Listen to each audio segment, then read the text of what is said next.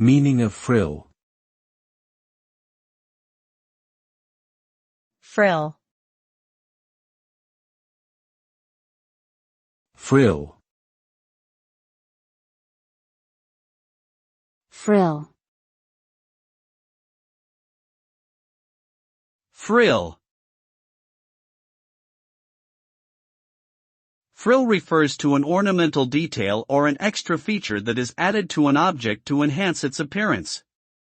It can also refer to a decorative ruffle or edging, typically made of lace or similar material, that is attached to clothing or other fabric items for embellishment.